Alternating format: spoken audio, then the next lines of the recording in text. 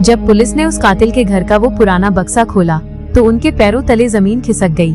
उसमें सिर्फ सामान नहीं, कई टूटी हुई जिंदगियों की चीखें दफन थीं। आखिर क्या था उस बक्से में और कैसे ये मासूम लड़की उस हैवान के चंगुल से जिंदा वापस आई? ये कहानी शुरू होती है साल 2002 के अमेरिका में, जहां 16 साल की कारा रॉबिन्सन अपनी एक सहेली के घर छुट्टियां बिता रही थी। हम उसे उसकी दोस्त जेसी के घर पर देखते हैं, जहां दोनों ने पिछली रात साथ में गुजारी थी, क्योंकि जेसी के पेरेंट्स घर पर मौजूद नहीं थे।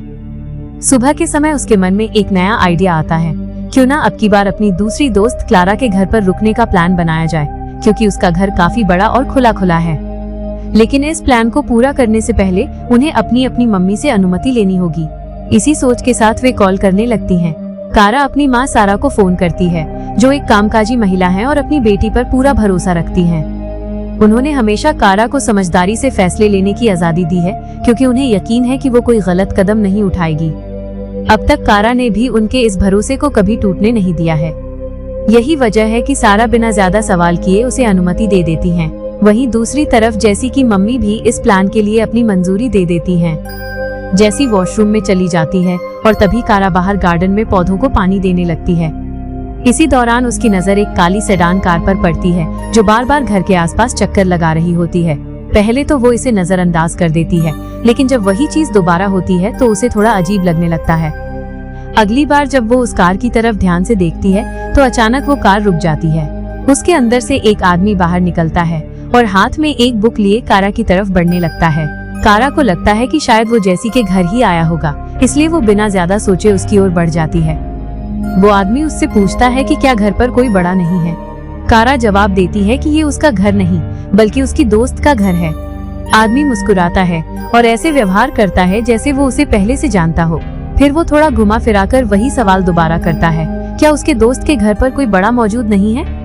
इस बार भी कारा सीधा नहीं कह देती है।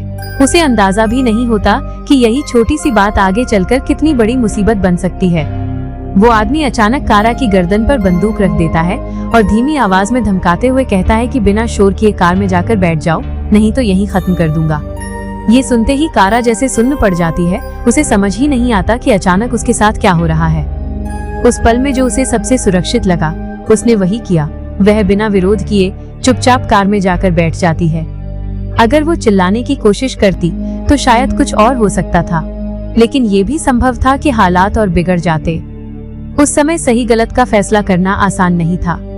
इसके बाद वो आदमी कार लेकर वहां से निकल जाता है। कारा को डिग्गी में बंद कर दिया जाता है, जहां वो डर के मारे रोने लगती है। उसे बिल्कुल अंदाजा नहीं होता कि आगे उसके साथ क्या होने वाला है। कुछ देर बाद कार एक सुनसान जगह पर रुकती है। कारा के मन में भागने का ख्याल आता है, लेकिन डर उसे जकड़ लेता है और वो हिम्मत नहीं जुटा पाती। तभी वो आदमी वापस आता है, उसके हाथ पैर बांध देता है और उसे एक संकरे से ट्यूब जैसे स्थान में बंद कर देता है। इसके बाद वो वहां से निकल जाता है, कारा को पूरी तरह लाचार और अकेला छोड़कर। यहीं से कारा की जिंदगी एक ऐसे मोड़ पर पहुंचती है जिसे याद करके वो बार बार पछताने वाली है। काश उस वक्त वो मदद के लिए चिल्ला देती। उधर जैसी जब नहाकर बाहर आती है तो कारा को कहीं नहीं पाती, जबकि पानी अभी भी बह रहा होता है। उसे तुरंत कुछ गड़बड़ महसूस होती है और वो बिना देर किए कारा की मम्मी को कॉल कर देती है। बात सुनते ही उसकी माँ पुलिस में शिकायत दर्ज कराती है और पुलिस मौके पर पहुंचती है। लेकिन पुलिस शुरुआत में इस बात को गंभीरता से नहीं लेती। उन्हें लगता है कि शायद कारा अपनी मर्जी से कहीं चली गई है या किसी के साथ निकल गई है। इसी बीच कारा की माँ उसके बॉयफ्रेंड रायन से भी पूछती है, लेकिन वो साफ मना कर देता है। दूसरी तरफ कारा को उस आदमी के घर लाया जा चुका होता है। वो उसे ट्यूब से बाहर निकालकर एक कमरे में ले जाता है, जहाँ आसपास रखी अजीब और डरावनी चीजें देखकर कारा और ज्यादा सहम जाती है। इसके बाद वो आदमी एक नोटबुक लेकर आता है और कारा से पर्सनल सवाल पूछने लगता है। उसका नाम, घर, पढ़ाई और बाकी निजी जानकारी। उसके सवालों और नजर से साफ झलक रहा था कि उसकी सोच बेहद खतरनाक है। कारा डर के कारण सब कुछ बता देती है। फिर वो आदमी उसे धमकाते हुए कहता है कि अब उसे वही करना होगा जो वो बोलेगा, वरना अंजाम बहुत बुरा होगा। यह सुनकर कारा और सहम जाती है। आगे वो उसके साथ जबरदस्ती और अमानवीय व्यवहार करता है, जिससे कारा पूरी तरह टूट जाती है। उसकी आंखों में आंसू होते हैं। वो खुद को बचाने की कोशिश करती है, लेकिन उस वक्त वो पूरी तरह बेबस होती है। कुछ देर बाद जब कारा संभलती है तो वो कमरे में इधर उधर नजर डालती है। उसे एक कंघी में फंसे बाल और कुछ ऐसी चीजें दिखती हैं जो किसी लड़की की लगती हैं। इससे उसे शक होता है कि शायद यहाँ कोई और भी है। फिर वो आदमी उसे बाहर सोफे पर बैठाता है और उसके सामने अनुचित कंटेंट चलाता है। इस दौरान कारा धीरे धीरे सोचने लगती है कि यहाँ से निकलने का रास्ता क्या हो सकता है, क्योंकि हर बीतता पल उसके लिए और खतरनाक होता जा रहा था। वो आदमी हर वक्त उस पर नजर रखे हुए था। बस कुछ मिनटों का ही मौका मिलता था, जो भागने के लिए काफी नहीं था। इसलिए कारा सही समय का इंतजार करने लगती है। इसी बीच वो उससे बात करना शुरू करती है ताकि उसके बारे में कुछ जान सके। वो ऐसा दिखाती है जैसे सब सामान्य है। बातचीत में वो अपना नाम जॉनी बताता है और कहता है कि वो एक दुकान चलाता है। लेकिन जैसे ही कारा उसके परिवार के बारे में पूछती है, वो तुरंत उसे चुप करा देता है। उसे अंदाजा हो जाता है कि कारा क्या जानना चाहती है। वो आदमी उसे झूठा भरोसा दिलाते हुए कहता है कि जब उसका मन भर जाएगा तब वो उसे छोड़ देगा, लेकिन कब ये साफ नहीं करता। साथ ही वो धमकी देता है कि अगर उसने बाहर जाकर किसी को बताया तो उसके परिवार को नुकसान पहुंचाएगा। यह सुनकर कारा अंदर से और डर जाती है। कुछ समय बीतने के बाद वो उसे फिर कमरे में ले जाता है। धीरे धीरे दिन शाम में बदलने लगता है।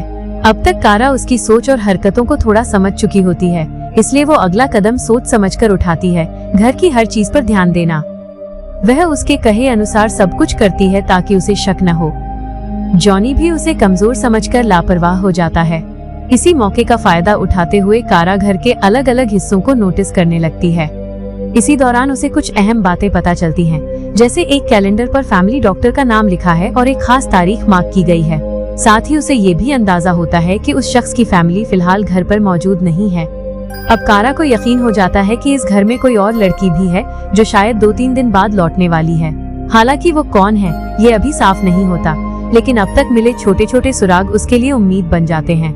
वो सोचती है कि अगर वो यहाँ से निकल पाई तो यही बातें आगे काम आएंगी। इसी दौरान उसकी नजर किचन में रखे एक बॉक्स पर पड़ती है, जिसे लेकर जॉनी काफी सतर्क रहता है। कारा बस उसे देखती भी है तो वो तुरंत नाराज हो जाता है, जैसे उसमें कोई खास चीज छुपी हो। रात होने पर हालात फिर से खराब हो जाते हैं। बाद में वो उसे अपने पास बैठाकर न्यूज देखने लगता है, शायद ये जानने के लिए कि कहीं उसकी गुमशुदगी की खबर तो नहीं आई। लेकिन वहाँ ऐसा कुछ नहीं होता। तभी वो उसे तोड़ने की कोशिश करते हुए कहता है कि देखो, किसी को तुम्हारी परवाह नहीं है। ये सुनकर कारा अंदर से हिल जाती है, लेकिन वो चुप रहकर सब सहती रहती है। वहीं दूसरी तरफ उसकी माँ सारा हर मुमकिन कोशिश कर रही होती है ताकि पुलिस उसकी बात को गंभीरता से ले। वो सबको समझाने की कोशिश करती है कि मामला सच में खतरनाक है और उसकी बेटी मुसीबत में है। काफी कोशिशों के बाद आखिरकार एक पुलिस अधिकारी उसकी शिकायत दर्ज करता है और जांच शुरू होती है। इधर कारा के लिए रात बेहद डरावनी होने वाली होती है। जॉनी उसे वॉशरूम जाने की इजाजत देता है, वो भी अकेले।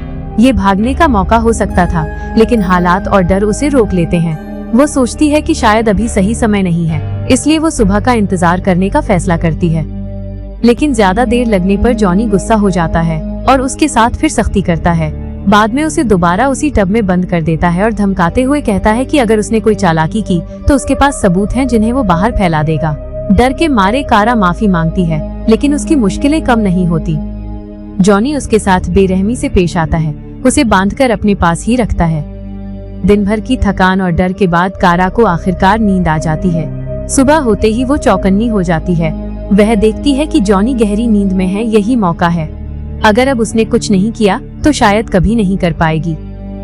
धीरे धीरे और बिना आवाज किए वो हैंडकफ के स्क्रू को ढीला कर लेती है और अपने हाथ पैर छुड़ा लेती है। लेकिन असली चुनौती अभी बाकी है, मेन गेट, जो एक भारी लकड़ी के टुकड़े से बंद है। ऐसे हालात में इंसान अपने अंदर की छुपी ताकत को पहचानता है। डर के बावजूद कारा अब हिम्मत जुटाकर बाहर निकलने का रास्ता ढूंढने लगती है। कारा हिम्मत जुटाकर पूरी ताकत से उस भारी लकड़ी के टुकड़े को हटा देती है। गेट खुलते ही वो बाहर निकल आती है, खुले आसमान के नीचे। लेकिन उसके पास रुककर राहत लेने का वक्त नहीं है। उसे पता है कि जॉनी किसी भी पल जाग सकता है और अगर उसने देख लिया तो हालात और खतरनाक हो सकते हैं।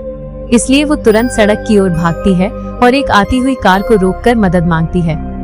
अंदर बैठे लोग उसकी हालत समझ जाते हैं और उसे साथ ले लेते हैं। अगले सीन में कारा पुलिस स्टेशन पहुंचती है, जहां शुरुआत में कोई उसे गंभीरता से नहीं लेता। वो घबराकर सबको बताती है कि वो कई घंटों से गायब थी और उसके साथ क्या क्या हुआ। फिर वो अपनी माँ सारा को कॉल करके भी जानकारी देती है। इसके बाद पुलिस तुरंत हरकत में आती है और उस जगह की तरफ निकल पड़ती है जहां से कारा को लाया गया था। वहाँ पहुंचकर पुलिस आसपास के लोगों से पूछताछ करती है, लेकिन शुरुआत में कोई भी उस आदमी के बारे में कुछ नहीं जानता।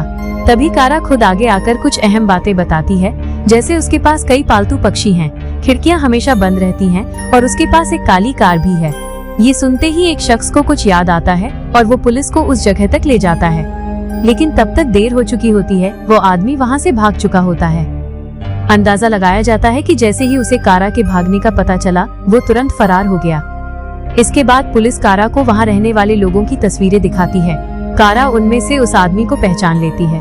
तब खुलासा होता है कि उसका असली नाम जॉनी नहीं बल्कि रिचर्ड है और वो अपनी पत्नी के साथ वहीं रहता था। सारी पुष्टि के बाद पुलिस घर की तलाशी लेती है। कारा ने जो बताया था सब सच निकलता है। हर चीज वैसी ही मिलती है जैसी उसने बताई थी। अब बारी आती है उस रहस्यमयी बॉक्स की, जिसे लेकर वो आदमी सबसे ज्यादा सतर्क रहता था। जब पुलिस उस बॉक्स को खोलती है तो अंदर का मंजर देखकर सब सन्न रह जाते हैं। साफ हो जाता है कि कारा इस दरिंदगी का शिकार बनने वाली पहली लड़की नहीं थी। उस बॉक्स में ऐसी कई चीजें मिलती हैं जो इस बात का इशारा करती हैं कि इससे पहले भी कई मासूम जिंदगियां बर्बाद की जा चुकी हैं। वहाँ कुछ पुराने अखबारों की कतरनें भी मिलती हैं, जिनमें सालों पहले गायब हुई लड़कियों की खबरें छपी होती हैं। इससे केस और भी गंभीर हो जाता है और पुलिस को अंदाजा हो जाता है कि मामला कितना बड़ा है। स्थिति को देखते हुए इस केस में एक नया अधिकारी जोड़ा जाता है, जिससे जांच की रफ्तार तेज हो जाती है। दूसरी तरफ कारा को अस्पताल ले जाया जाता है ताकि उसकी हालत की जांच हो सके। बाहर से तो वो ठीक लगती है, लेकिन जो अंदरूनी दर्द है वो इतना आसान नहीं होता भरना। जब वो अपनी माँ से मिलती है तो दोनों एक दूसरे को गले लगाकर रो पड़ते हैं, जैसे लंबे समय से थमी हुई भावनाएं एक साथ बाहर आ गई हों। इसी दौरान एक महिला पुलिस अधिकारी कारा से और जानकारी लेती है। कारा जो कुछ भी देख चुकी होती है वो सब विस्तार से बताती है, यहाँ तक कि उसे फैमिली डॉक्टर का नंबर भी याद रहता है। ये देखकर उसकी माँ सारा हैरान भी होती हैं और अंदर ही अंदर अपनी बेटी पर गर्व भी महसूस करती हैं। उधर जांच के दौरान पुलिस को वही नोटबुक मिलती है जिसमें कारा के बारे में लिखा गया था, लेकिन जब वे आगे के पन्ने पलटते हैं तो पता चलता है कि उसमें 2 और लड़कियों की कहानी दर्ज है, जिनका अंजाम बेहद दर्दनाक था। जांच में सामने आता है कि उन्हें महीनों तक कैद रखकर प्रताड़ित किया गया और बाद में उनकी जान ले ली गई। ये सिलसिला कई सालों से चल रहा था, जिसका किसी को अंदाजा तक नहीं था। यह सब जानकर अधिकारी भी स्तब्ध रह जाते हैं। उन्हें एहसास होता है कि जिन मामलों को वे पहले हल्के में लेते रहे वे असल में कितने खतरनाक हो सकते थे, और कई बार देर होने तक सच्चाई सामने ही नहीं आती। कुछ घंटों बाद पुलिस को रिचर्ड के बैकग्राउंड की जानकारी मिलती है और वे सीधे उसकी माँ के घर पहुँचते हैं।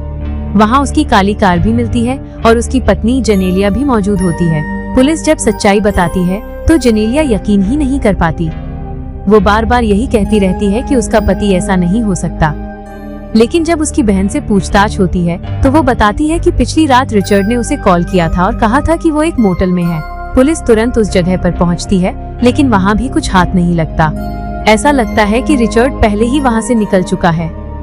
कारा धीरे धीरे अपनी जिंदगी को सामान्य करने की कोशिश कर रही होती है, लेकिन खतरा अभी टला नहीं होता, इसलिए पुलिस उसे घर के अंदर ही रहने की सलाह देती है।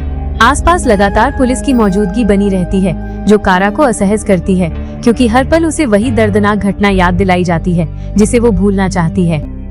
एक दिन कारा इन सब से परेशान होकर बाहर आ जाती है। वहीं उसे वही बुजुर्ग पुलिस अधिकारी मिलते हैं जिन्होंने शुरुआत में उसकी बात को हल्के में लिया था। आज भी उनके लहजे में सहानुभूति होती है, लेकिन कारा साफ शब्दों में कहती है कि उसे दया नहीं, न्याय चाहिए, और अगर शुरुआत में बात को गंभीरता से लिया जाता तो शायद हालात अलग होते।